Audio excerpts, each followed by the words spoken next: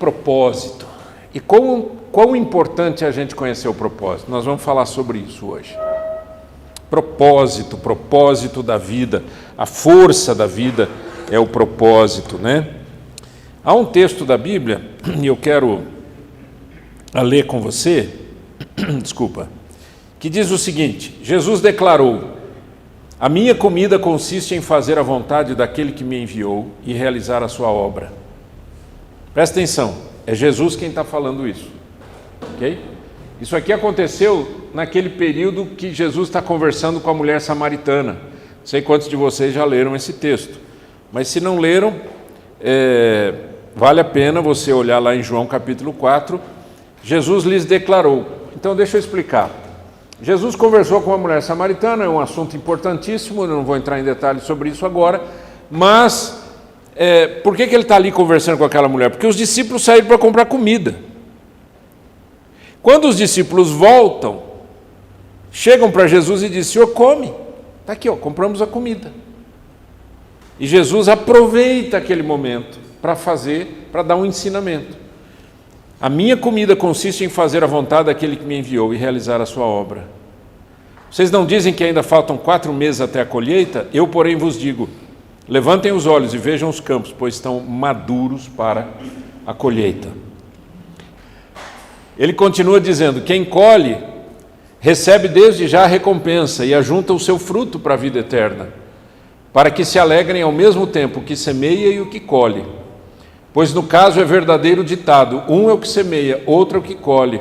Eu os enviei a colher o que vocês não semearam, outros trabalharam e vocês aproveitaram o trabalho deles. Eu quero pensar com você a respeito de propósito e a importância da gente descobrir o nosso propósito. O que significa isso?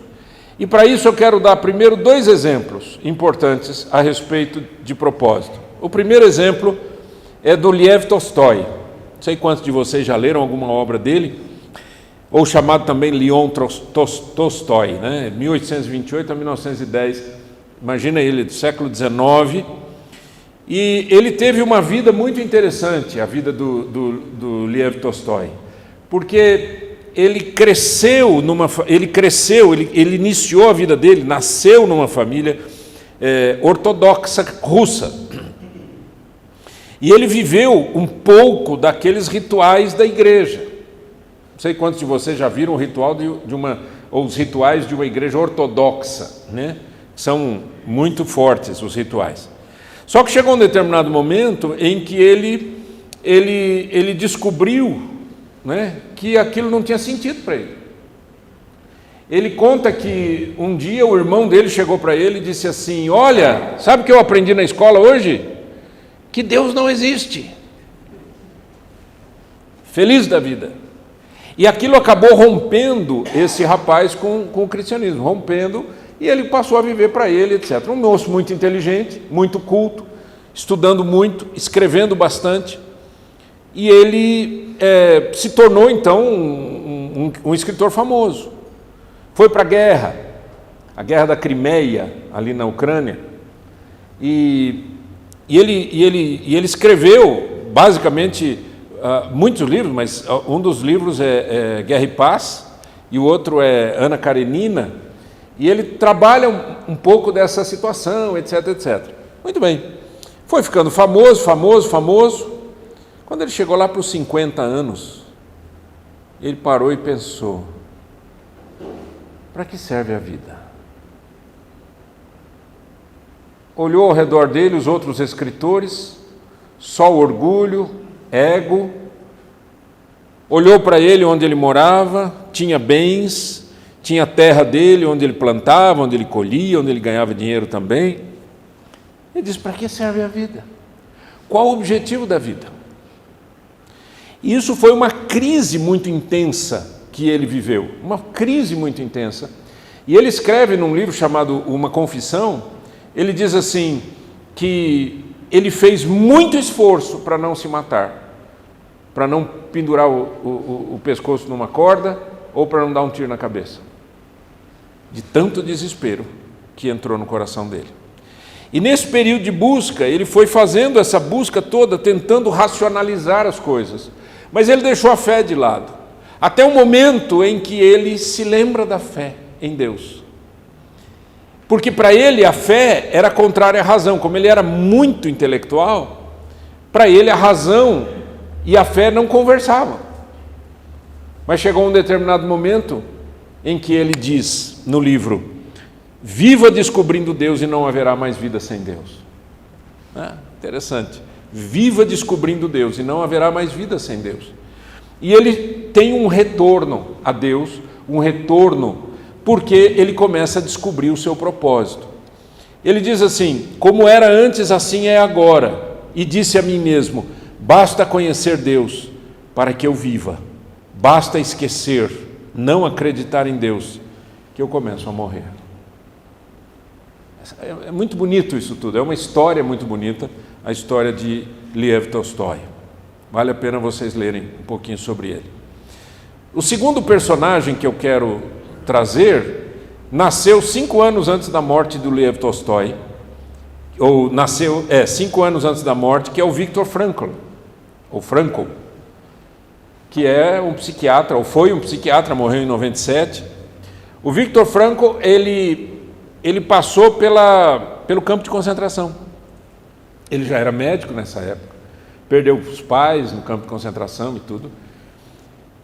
E na convivência no campo de concentração, ele começou a tentar entender como que as pessoas estavam passando por aquilo e vencendo.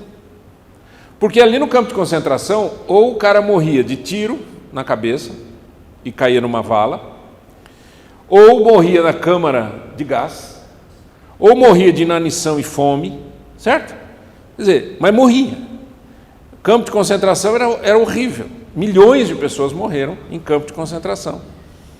E ele acaba escrevendo um livro a respeito disso, exatamente sobre essa questão de como que as pessoas passavam por aquilo tudo. E um dia eu estava ouvindo uma entrevista dele, e a repórter fez a seguinte pergunta: e o desespero?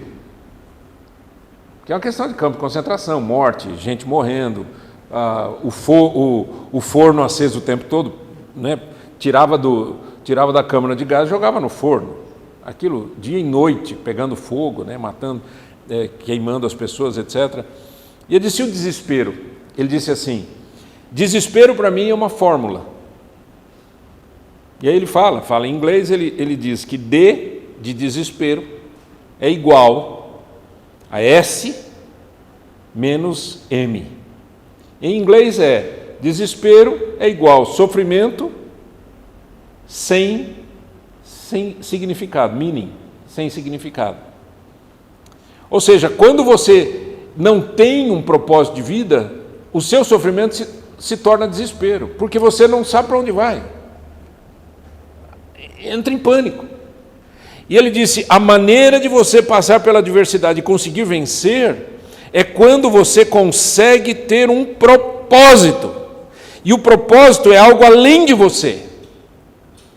Ou algo ou alguém. Quando algo ou alguém é maior do que você, você passa pelo sofrimento e você vence. Essa é a ideia que ele trata. Obviamente eu estou fazendo resumo do resumo, né? E ele diz: felicidade, ele falou assim, a pior coisa que uma pessoa pode fazer é procurar felicidade. Ele diz: felicidade é um subproduto da dedicação a uma tarefa ou uma causa. Você não procura felicidade, a felicidade acontece como resultado. Você pode ver que o mundo de hoje é um mundo em busca de prazer, em busca de resultado, de alegria, de felicidade. A pessoa tem que se sentir bem, né? O tempo todo é isso, né? Mas na verdade ele diz: quando você tem um propósito, você tem uma tarefa, você está lutando por algo maior do que você, ele diz: a felicidade vem como resultado de tudo isso. Acompanharam? Apenas 2 exemplos na história, mas eu quero então olhar um pouco sobre a questão do propósito. Antes de continuar, eu quero pensar com você o seguinte: propósito é a razão da existência. Por que eu existo? Essa não é só uma pergunta filosófica, é uma pergunta que todo mundo faz. Por que eu existo? Tolstói, quando ele fez essa pergunta, ele não encontrou resposta na Terra, ele só encontrou resposta no céu. Diz, por que eu existo? Para que eu existo? Qual o objetivo da vida? O objetivo da vida é trabalhar, trabalhar, trabalhar, gastar, gastar, gastar, trabalhar, trabalhar, trabalhar, gastar, gastar, gastar. Ou o objetivo da vida para nós homens, né, é obter alguma coisa, obter algum bem e depois falar assim, ai, agora eu posso deixar alguma coisa para os meus filhos? Esse é o objetivo de se viver? Não. Isso é simplesmente alguma coisa que você pode fazer. E uma pessoa que morre sem ter bens, como faz? Foi infeliz? Não, eventualmente. Porque a alegria não está nas coisas, né? A alegria está no propósito, na tarefa, na causa maior. Que causa maior nós aqui lutamos, pelas quais nós lutamos? Que causa é essa? Isso é uma coisa importante para a gente responder. Que causa eu tenho? Ela tem que ser maior do que o que eu faço, maior do que a minha profissão, maior do que a minha empresa, maior do que tudo. É a razão pela qual eu existo. Jesus disse, a minha comida consiste em fazer a vontade daquele que me enviou e realizar a sua obra. O meu alimento, a razão pela qual eu vivo, não é a comida que vocês trouxeram, mas é o propósito que eu tenho para cumprir. Eu fico pensando, gente, do ponto de vista humano, tá? Do ponto de vista humano, Jesus, hoje, olhando com a minha idade, Jesus era um menino de 30 anos. Mais novo que os meus filhos, os meus 2 filhos hoje. Imagina que ele começou o ministério com 30 anos. Imagina um jovem de 30 anos, que morre com 33, no auge da sua força física, da sua força intelectual. Morre. Porque mataram ele. Imagine você vendo isso. Você não está vendo um homem morrer de velhice, você não está vendo um homem morrer de doença, você está vendo uma pessoa que foi assassinada. Sabe por quê? Porque ele tinha um propósito. Ele tinha um propósito. E ele disse isso aqui, ó. A minha comida consiste em fazer a vontade daquele que me enviou e realizar a sua obra. Essa é a minha comida. Eu me alimento disso todo dia. A razão pela qual eu existo. Segundo, ele fala sobre a urgência de se realizar esse propósito. Propósito é a razão pela qual. Repita comigo. Propósito é a razão pela qual. É o porquê. Missão é o que eu faço para alcançar o meu propósito. Estão entendendo? Se eu tenho um propósito, esse propósito muitas vezes ele é mais genérico, etc. Mas a minha missão é a declaração daquilo que eu realizo. Onde eu ponho a mão, os passos que eu dou, o caminho que eu tomo. Jesus disse, eu lhes digo, levantem os olhos, vejam os campos, estão maduros para a colheita. Os discípulos só tinham trazido comida para Jesus, e Jesus está ensinando tudo isso. Não é interessante? Ele diz, para vocês, quando vocês olham para a colheita, né, vocês estão vendo o trigo lá, ou seja lá o que for, eu estou dizendo para vocês que as vidas estão maduras para serem ceifadas. As pessoas estão precisando de ajuda. A pergunta é, você tem o propósito, no seu propósito, cabe a missão de ajudar as pessoas a conhecer o Evangelho de Cristo Jesus?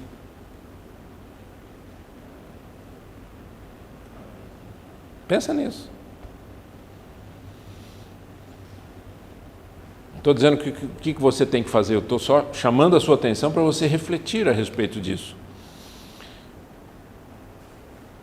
Essa pessoa fez uma regra dos 5 segundos, eu achei muito interessante isso. Ela disse o seguinte, se você tiver uma ideia de ação, como ligar para um amigo, pedir perdão, começar um projeto, você deve agir dentro dos 5 segundos, antes que a sua mente racionalize a procrastinação. Interessante isso, né? 5 segundos. Você teve uma ideia, faça alguma coisa em 5 segundos, porque se você não fizer, você vai engavetar a ideia.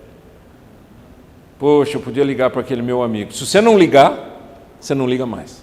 Essa é a ideia dessa teoria. E eu achei muito interessante porque ela gera uma situação de urgência. Concordam ou não? Vamos fazer, fizemos.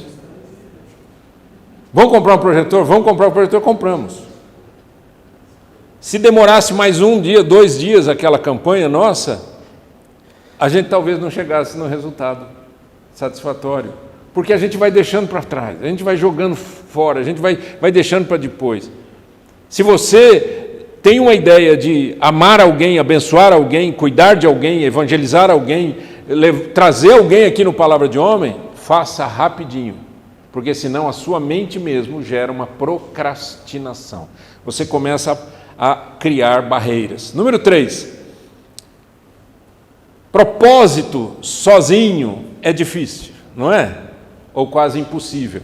A gente precisa trabalhar em equipe como Jesus ensinou. Olha só, eu estou pegando aquele texto que a gente leu no começo, né? Jesus disse, um é o que semeia, outro é o que colhe. Eu os enviei a colher o que vocês não semearam, outros trabalharam e vocês aproveitaram o trabalho deles. Jesus não está falando aqui de plantação, viu, gente? Jesus está falando de pessoas. Ele está falando, alguém semeou na vida de pessoas e que vocês vão colher. No meu ministério pastoral, esses 42 anos de ministério pastoral, eu tive o privilégio de colher, né? Colher significa batizar pessoas, discipular pessoas que eu não evangelizei. Eu tive o privilégio de colher. Alguém evangelizou, alguém semeou. E eu tive possibilidade de semear o que eu nunca colhi. De ajudar alguma pessoa, de falar do amor de Cristo para alguém, de dar um bom conselho e a pessoa sair daquilo e esquecer. E eventualmente alguém vai colher aí na vida. É assim. O que Jesus está falando é a importância do trabalho em conjunto. É a importância da gente olhar para o lado. Eu gosto dessa imagem. Olhe para o seu lado. Quando você olha para o lado, o que você vê? Você vê alguém igual a você, né? Você olha para cima, você vê Deus. Você olha para baixo, você vê o inferno. Mas você olha para o lado, o que você vê? Você vê uma pessoa como você. E uma pessoa como você que eventualmente tem talentos diferentes dos seus. Não é gostoso? Você não sabe fazer, alguém sabe fazer, né? Você não sabe falar, alguém sabe falar. No meu ministério pastoral, eu já visitei muita gente em hospital. Mas se você perguntar para mim se eu gostaria de ir em hospital, eu gostaria de dizer para você que eu prefiro não ir. Eu prefiro não ir. Eu já sou meio travado para conversar. Vocês me vêm conversando por aqui, porque nós estamos num ambiente propício para essa conversa. Mas quando eu estou sozinho com uma pessoa, eu tropeço nas palavras. Você vai dizer, nossa, como é possível? Eu também não sei, mas eu sou assim. Eu sou quietão, eu estou na minha, eu sou meio tímido. Às vezes eu vou falar, eu troco as palavras. Outro dia eu estava falando para minha esposa, falei, bem, não é possível, eu estou trocando as palavras, é que eu estou doente. Mas você já me viu trocar de palavra agora, enquanto eu estou falando aqui? Então, eu não estou doente. Mas é porque o contato individual, vamos chamar assim, o contato individual é complicado para mim. E eu já encontrei pastores que dizem, gente, o que eu mais gosto de fazer é visita em hospital.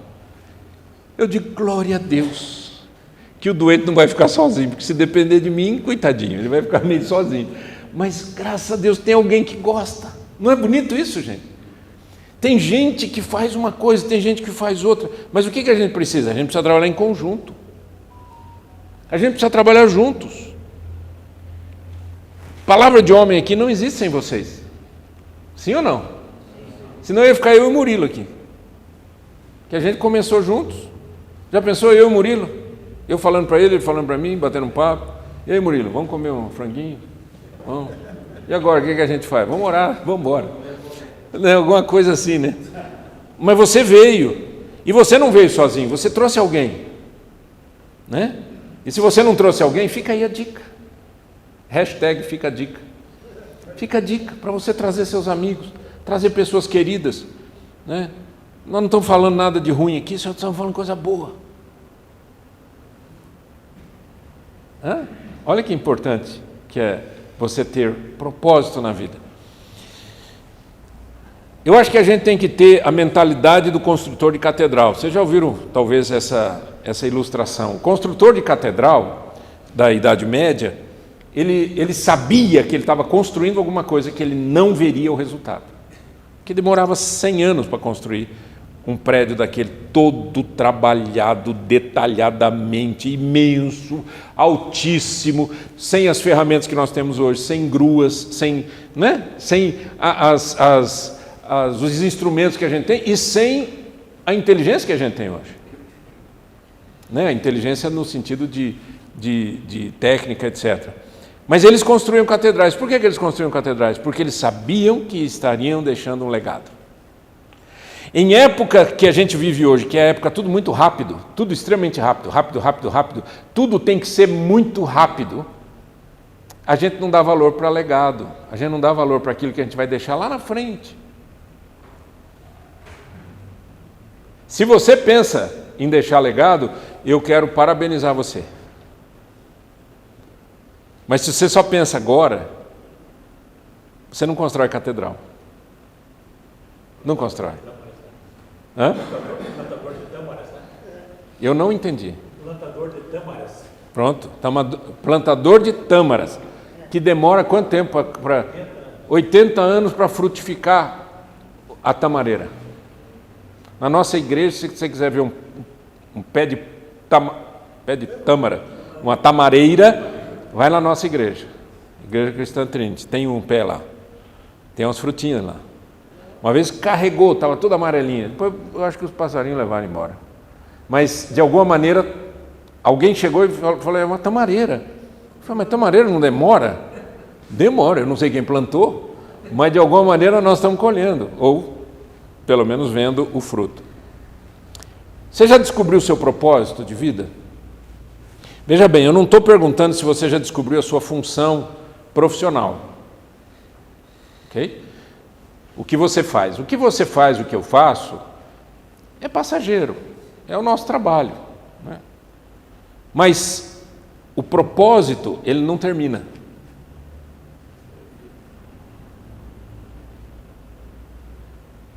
O que vocês acham?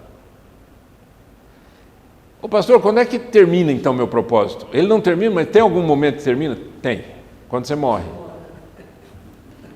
Ou seja, é para sempre, propósito é para sempre. É diferente de uma profissão, não é? Ontem foi um rapazinho na nossa igreja pela primeira vez, ele veio de Belo Horizonte, e ele veio para jogar no Coxa.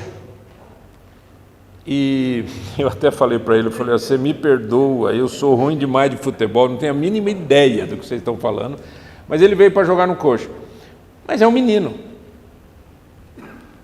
Um jogador de futebol com 30 e tantos anos, ou sei lá quantos anos que se aposenta, não aguenta mais correr. Certo? É a profissão dele. E depois, o que ele vai fazer? Vai fazer outra coisa. Se tiver cabeça, vai cuidar do dinheiro que ele ganhou. Se não tiver cabeça, vai encher a cara de pinga e morrer cedo. Garrincha. Né? Então, queridos, o que eu quero dizer para vocês e para mim é o seguinte: descubra o seu propósito. O seu propósito tem que ser alguma coisa além de você. Além de você significa o quê? Que não é para você. É um serviço, um apoio, um amor, uma dedicação a uma causa. Quando Jesus disse, a minha comida consiste em fazer a vontade do meu Pai, ele não estava falando dele, ele estava falando do Pai. E ele estava falando de uma missão que é uma missão maior do que ele, porque era o legado que ele iria deixar, e nós estamos falando dele aqui, até hoje, 2000 anos depois. Qual é o seu propósito? Por que você existe?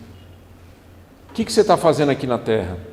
Eu já falei isso para vocês várias vezes, que eu trabalho com isso, eu faço esse trabalho com muita gente. Hoje mesmo eu atendi uma jovem senhora, e eu falei, para que você existe? Ela falou assim, eu não tenho a mínima ideia, o que eu estou fazendo aqui na Terra? Ela tem ideia do trabalho dela. Ela falou, eu tenho isso, eu faço isso, eu tenho uma empresa assim, eu faço isso, eu faço aquilo, eu faço aquilo. Aí eu olhei e falei, tira agora todo o seu trabalho e me diga, porque você existe. Ele falou, não tenho a mínima ideia. Estão entendendo? E se eu fizer essa pergunta aqui, acho que eu não vou obter muita coisa diferente disso. Causa. Qual é a sua causa? Pelo que você morreria? O dia que você descobrir pelo que você morreria, você descobre por que você vive. Porque se você não sabe pelo que morrer, você não tem pelo que viver. E quando eu descubro, a minha vida começa a ser orientada em direção a esse goal. Não é? Você começa a ajeitar a sua vida em função daquele lugar, daquela ilha que você tem lá no meio do oceano. A sua ilha é a sua visão. Aí você diz, sabe de uma coisa? Para eu chegar nessa ilha eu preciso de um barco. Mas que barco? O barco é assim, assim, assim, assim. E você descobre a sua missão. A sua missão é o que te leva para a sua visão. A visão de Jesus era resgatar o mundo, resgatar as pessoas. A Bíblia diz lá no Isaías 53, 700 anos antes de Cristo, a Bíblia diz assim, ele verá o fruto do seu trabalho e ficará satisfeito. Esse é o resultado final, ficará satisfeito. Mas para fazer, qual era a missão dele? Ele veio ao mundo para morrer por nós. Ele deu a sua vida por nós. Quando quiseram tirá-lo do caminho, Jesus pôs as pessoas de lado. Um dia Pedro olhou para ele e falou, Senhor, tem dó de ti mesmo? Porque Jesus estava falando do sofrimento dele, que ele padeceria, e o Pedro falou assim, Senhor, tem dó de ti mesmo, isso não vai te acontecer. Vocês lembram o que Jesus falou? Arreda Satanás, porque não cogita das coisas de Deus e sim das dos homens. Sai da frente. Você está querendo me tirar do caminho aqui? Quando Jesus iniciou o ministério, quem que veio para tirar o caminho de Jesus? Jesus do caminho, perdão. O diabo. Jesus foi tentado no deserto.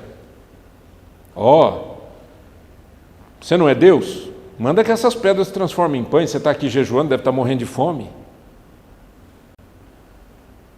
Você não é Deus? Pula de cima do templo, porque está escrito que aos teus anjos dará ordem a teu respeito para que te guardem de todo mal. Quer riqueza? Se prostrado me adorares, eu te darei todas as riquezas do mundo. O que Jesus fez? Sai daqui, Satanás. Arreda. Desaparece. E é assim. Assim que você tem um propósito de vida, alguém vem e tenta tirar você do caminho. Já percebeu isso? Não. Aliás, quando você estabelece algo bom na sua vida, sempre aparece alguém para tirar você do caminho. Se você bebe, experimente parar de beber perto dos seus amigos. Se você fuma, experimente parar de fumar perto dos seus amigos. Não é assim? Se você é sem vergonha, pornográfico, fica mandando recadinho, participa de grupo de WhatsApp com porno imagens, experimenta dizer para os seus amigos, me tirem, eu estou saindo do grupo. As pessoas não se preocupam com a sua vida, mas elas querem tirar você do caminho. As pessoas não se preocupam se tem comida na sua casa, elas não se preocupam se você está bem com a sua esposa, elas se preocupam em tirar você do caminho. Pensa comigo. Se não é assim que acontece. Agora, quando você tem o seu propósito e tem a sua missão de vida, você fica firme e diz, eu vou terminar. E eu morro por isso, e porque morro por isso, vivo por isso. Está disposto? Ou você quer ser mais um que passa pelo mundo, curtindo momentos de prazer? E agora eu vou no carnaval. Aí fica lá pulando, igual um tonto. Pula, chacoalha as banhas. Não, agora eu vou no futebol, é a minha alegria. Aí vai no futebol, grita, xinga todo mundo, xinga o juiz, xinga a mãe do juiz, xinga a avó do juiz, não sei o quê, fica nervoso, xinga um, xinga o outro, não sei o quê, participa de briga, dá um tapa aqui, dá um soco ali, joga pedra na cabeça de alguém, mata uma pessoa. Ai, nossa, agora eu estou bem. Raio de vida. O que a pessoa pensa na vida? Nácia, você não gosta de futebol, não fala mal. Eu não estou falando mal do futebol. Eu estou falando que nós perdemos a razão quando nós não temos propósito.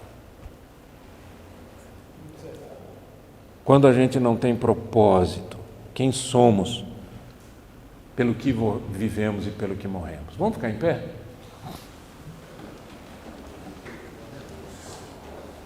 Por favor, Senhor meu Deus, em nome de Jesus, abra a mente de cada um de nós, para que não durma hoje à noite sem refletir sobre isso. E que, ó Deus, por favor, Senhor, fala com cada um de nós sobre os teus planos para a nossa vida, para que possamos perseguir esses planos com toda a força do nosso coração, com toda a alegria da nossa alma. Ó Deus, e que possamos, Pai, fazendo isso, cumprir o teu desejo nessa terra, em nome de Jesus. Amém.